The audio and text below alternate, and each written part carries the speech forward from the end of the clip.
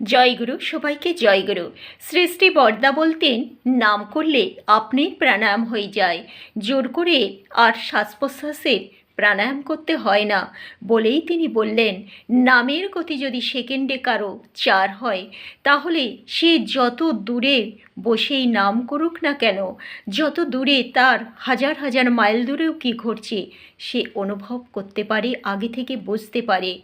আর যদি নামের গতি সেকেন্ডে 6 হয়, তাহলে পাহাড় পর্বত বন জঙ্গলে যে যেখানেই থাকুক না কেন তার প্রতি আকৃষ্ট হবে, তাকে ভালোবাসবে।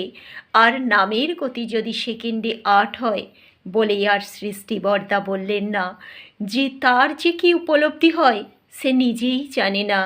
সে এক পরমানন্দে সদা সর্বদা বিরাজ করে। সেই সুখ শুধু সেই জানে, মুখে আর বলতে পারে না। অনুভব